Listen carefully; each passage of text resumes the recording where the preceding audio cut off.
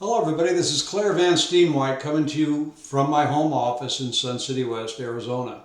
I want to talk to you a little bit about today about the Green New Deal they're offering all of us and just exactly what I believe is happening here. But before I do, I want you to take a look at this. This is a sample of our new sign for my Arizona Senate race here in LD22 presently, which is going to become LD29. I just thought I'd let you see what it may look like. This is the one sample of it, all right? Anyway, the reason it looks so odd is because that's actually 4-yard signs that they didn't cut up. But back to the subject of the Green New Deal. And I want to be really clear about some of this from the very beginning. I don't oppose other types of energy other than gasoline or oil or natural gas, such as wind power and solar, where they're appropriate. However, we all know, especially if you watch the news, what happened in Texas when they had a strange winter and pipes froze and no one had any power. And other areas like in Palm Springs where those big windmills sit dead half the time when there's no wind. Coming from a farming family in Iowa, that's where my family was from. I wasn't raised there. But they used to depend on wind on their windmills on their farms for water to be pumped to their livestock and even into reservoirs, etc., for their homes. So they used hand pumps in the house. Once they got electricity, they put in electric pumps. Because even in Iowa, the wind doesn't always blow. And as we all know, the sun doesn't always shine. Even in Arizona, we have winters. We have cloudy days. These things happen. And when you look at what they're going to do to automobile travel and diesel travel, trucks, it's a problem. When you can only drive 200 miles in a day, if everything is exactly perfect, the roads aren't like this, there's no real wind resistance, your tires are exactly the weight they're supposed to be, there's no traffic, all of this goes just right, you can get 200 miles. Any of that happens, you get stuck in LA traffic or San Diego traffic, or for that matter now in Phoenix traffic, it ain't going to happen. You aren't going to go 200 miles. Because as we all know, the engine keeps running, it doesn't just stop. The radio keeps playing, other things keep happening. So that's one incremental problem. Another problem I see energy-wise when they're telling us how great this is for those of you who haven't heard it in the past, it takes approximately 500,000 pounds of raw material.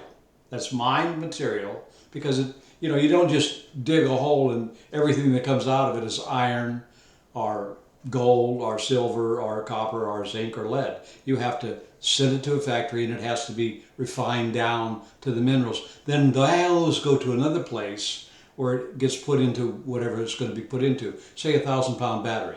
500,000 pounds has to be mined for 1,000-pound battery.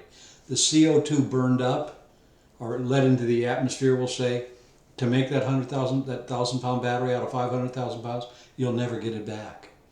It's not going to happen. My take on this is really a way of control. They can not only control our travel to and from work, they can travel anywhere we want to go vacation, visiting relatives, shopping, etc. When everybody's in electric powered cars, or buses, or whatever transportation these people come up with, you've got to plug it in to charge it. If plug-in stations aren't working in certain areas, you're stuck. If you have brownouts or blackouts in areas, you're stuck.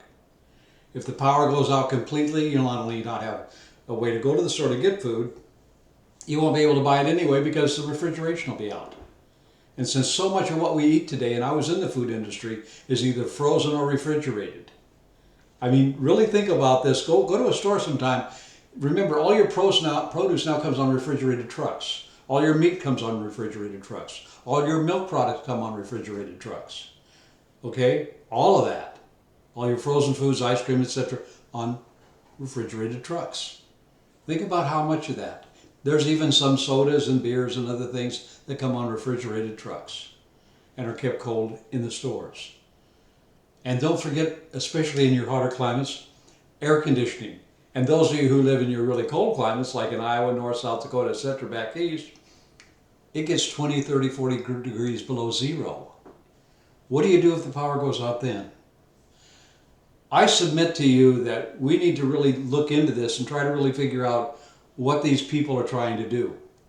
Now, I know some people don't like this, and for those of you who don't remember it, back years ago they used to talk about Agenda 21, where they were trying to compress everybody into cities so they could control everything we did. They weren't able to do it to the success that they wanted to, but they did get a lot of it done. However, now a lot of people are fleeing the big cities to go back to countries, smaller states, less populated states, even whether they go up to Montana, Idaho, not Colorado so much anymore, even Arizona. They're going to Nebraska. They're going into Iowa, North and South Dakota. Part of the reason they're going to these places isn't just for the rural atmosphere, it's for the freedom. But you don't want to give politicians and one world government types the ability to control your ability to commute, to eat, to do anything that revolves around your life. I would think the China virus has taught all of us that. They mandate everything they can. They make you stand in lines. You've got to wear 2-3 masks everywhere you go. Now it's you either get a shot or you're unemployed. They're going to be able to check our checking and savings accounts, see how much money we use.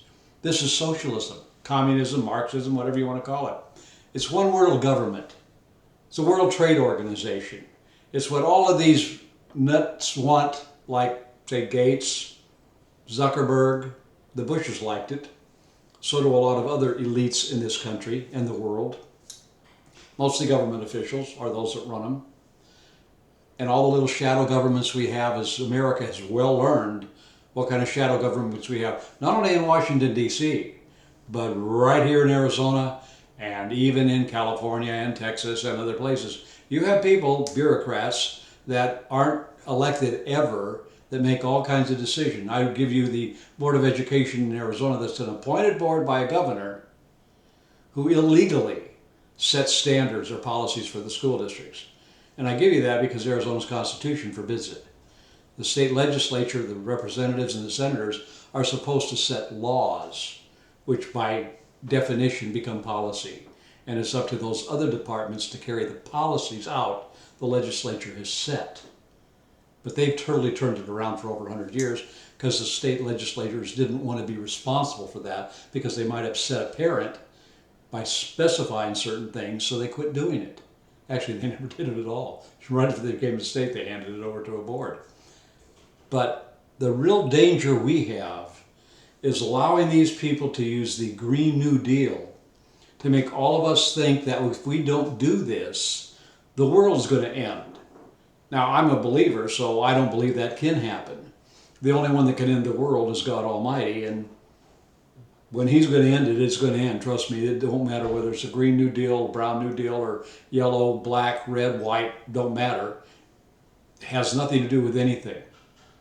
When that time comes, if you are a believer, it's going to come, and nothing we can do will ever stop it, ever. But you can't trust governments to have that kind of control of your life. Remember, our founder said that if you give up a little bit of your freedom for a little bit of security, pretty soon you'll have neither.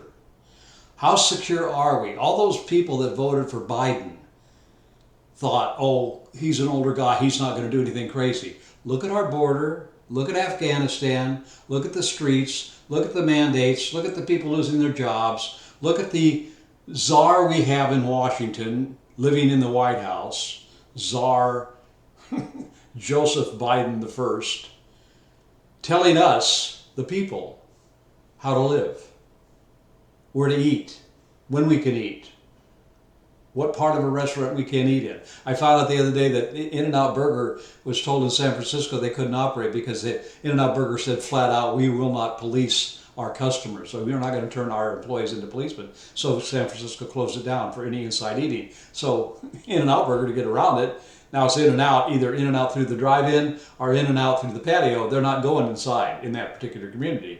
And I thank God for that family and the way they run that business. But we as Americans have to wake up. I don't care what party you belong to. I talk to people all the time. And some Democrats are starting to wake up that this isn't the old Democrat Party they were a member of. And they're not liking this very much. And a lot of independents are doing the same thing. I ask you to do the same thing, to look at what this Green New Deal really is. Why is it we never hear about nuclear power anymore? I used to work in the nuclear industry back in the 60s and early 70s. Very clean energy, all the controls they have on it now. When was the last time you heard of America having a problem? You hear more about an oil spill than you ever do about a nuclear spill. It doesn't happen often, if at all. Do not, I repeat, do not submit to the authority of these people. Because if you do, the next thing you know, you're going to be bowing down to everything they tell you. You look at what they're already doing with our nurses and our doctors and our policemen.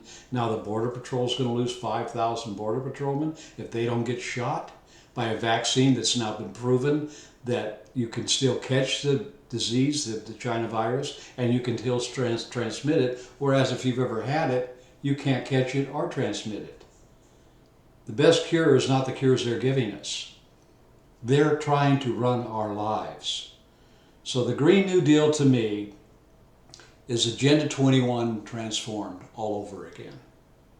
If you don't know really what that is, and you're a little skeptical, Google Agenda 21. You'll see what the deal is. But the outside deal of this whole thing is the shadow government, the one world globalist types, the one world government types, the control freaks that we have in our own governments, mostly bureaucrats, that want to run our lives, that don't think we're intelligent enough to run them ourselves. That this country we have, this free enterprise system we built over generations, was actually built by them. Because without the roads and highways, it wouldn't have been built. I got news for you. Without the tax dollars of those entrepreneurs and regular citizens, it wouldn't have been built. They wouldn't have had any money. And our interstate system was not built for transportation. It was built for national defense. Dwight D. Eisenhower wanted it built. So keep in mind not to allow them to control your lives. We're Americans, we're born free, we're supposed to die free, but you've got to fight to stay free. I invite all of you to join us in this battle because it's worth it for ourselves, our children, our grandchildren, our great-grandchildren. Yeah, I look at some of the younger generation and they've definitely been indoctrinated along with a lot of their parents. So I would say the baby boomer generation is the one generation, and maybe a couple of years after that, to fight back, because a lot of them are just in the fog. I want to thank you for watching this. Please share it and pass it on. And remember, when I ran against Jeff Flake in 2012, I talked about China. I talked about NAFTA. I talked about the Patriot Act, NDAA, CISPA, One World Government, World Trade Organization, the green energy thing. They were trying that in a different way with a different slogan, Agenda 21. And people called me a conspiracy theorist. Not so much these days. I think all that's happened is the devil, will say, has come out of his hole and has been brought into the light. Kind of like when you shine a flashlight into a kitchen, a whole lot of roaches run around. What you didn't think you had, you have.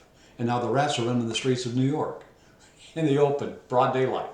So think about this. This is all about control. It's not about freedom. And we cannot give up our freedom because some Yahoo and some so-called educated people, are the elite in the world, want to run our lives and put us back as slaves. All of us. So God bless you. Thank you for viewing this.